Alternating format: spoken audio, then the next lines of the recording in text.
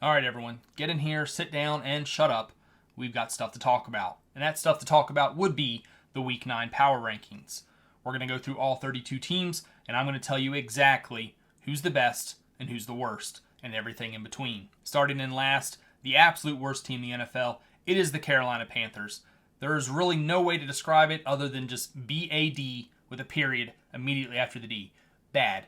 That's it. The definitively second worst team in the NFL, the Tennessee Titans.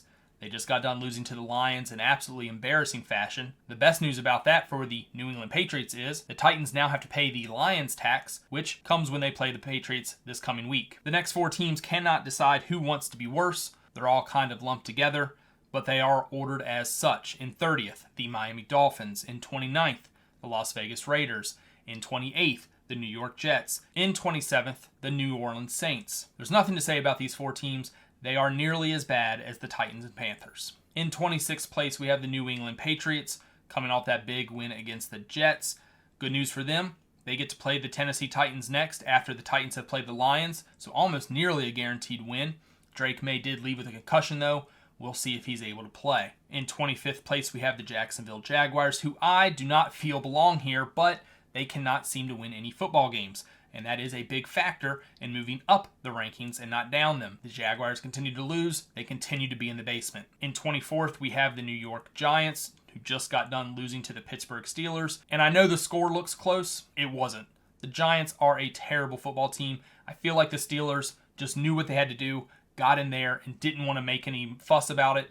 And that's all it was. They knew they were winning the whole time. In 23rd, we have the Cleveland Browns, who may have been one of the coldest teams in the NFL, playing one of the hottest teams in the NFL, but Winston didn't care. Absolute crazy that the Browns beat the Ravens. In 22nd place, we have the Cincinnati Bengals. Much like the Jaguars, I don't think they should be here, but when you don't win games, you don't move up. They continue to move down.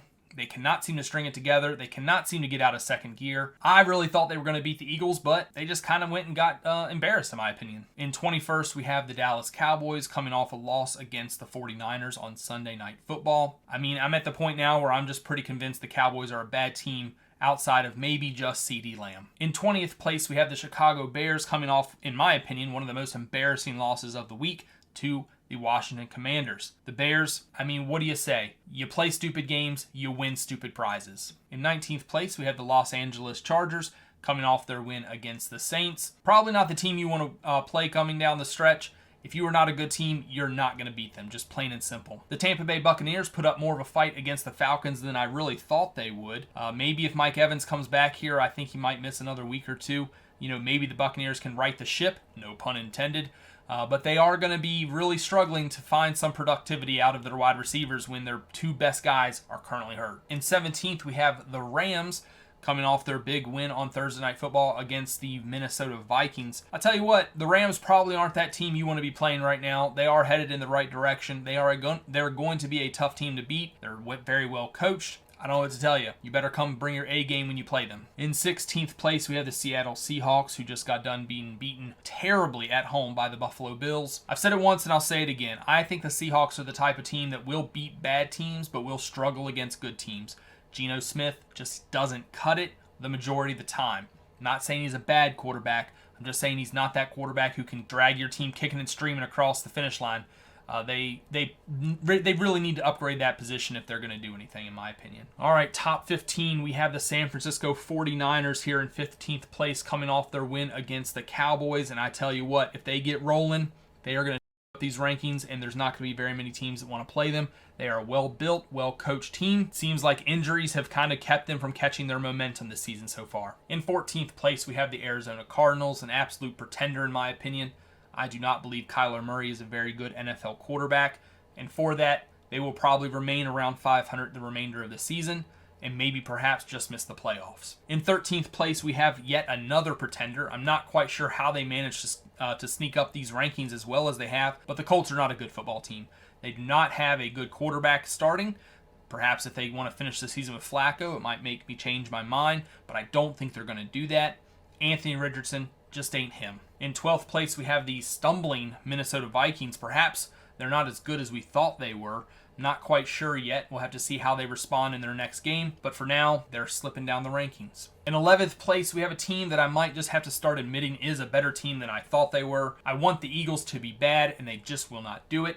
They keep climbing up the rankings, now into 11th place. Starting in the top 10 now, we have the Washington Commanders.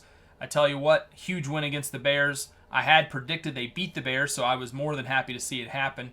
I think the Commanders are a really good team, really solid team. My only fear, perhaps, is that they do have a rookie quarterback, and while he can flash some significant quality here and there, is that something that's going to be able to be maintained through the season, especially with the Eagles now breathing down their neck? Jalen Hurts has been around the block a time or two, and maybe could just catch the Commanders here. In 9th place, we have the Denver Broncos, who I continue to think will be a team you do not want to play as the season goes on, especially in the playoffs.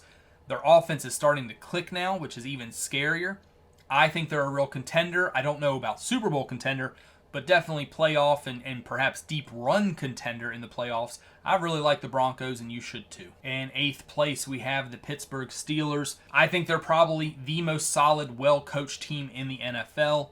I don't know if they can sneak into first place as the season goes, but I don't see them ever dropping out of the top 10. They will be a playoff team, and they will continue to just bully teams around. In 7th place, we have the Buffalo Bills, and I have a sneaky suspicion that this season's not going to go well for them, even though it looks like it is. Not that they're going to be a bad team, not that they're going to start losing games, but I think they're going to be the first team to clinch their division. I think the end of the season will be a bad thing for them because they might just take their foot off the gas, trying to save themselves for the playoffs. Then they'll get there, and they won't be in the correct mode for it that you need to be.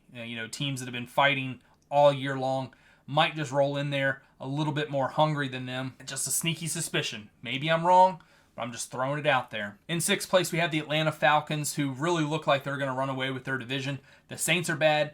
The Buccaneers are beat up. And the Panthers, well, yeah, they're even worse than the Saints. So the Falcons, another team I think might be in the same situation as the Bills. If the Buccaneers can't keep up with them due to these injuries, they may be clinching the playoffs early.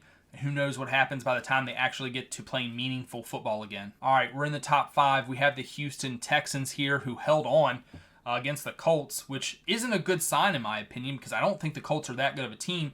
And the Texans decided to make a game out of it. Perhaps it was just because it was a division game. We'll have to wait and see.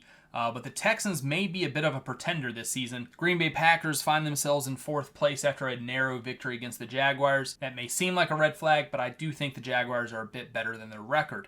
I think the Packers are a good team, and they're going to continue to be such and continue to win games. Falling only 2 spots, the Baltimore Ravens get to 3rd place after their loss to the Browns.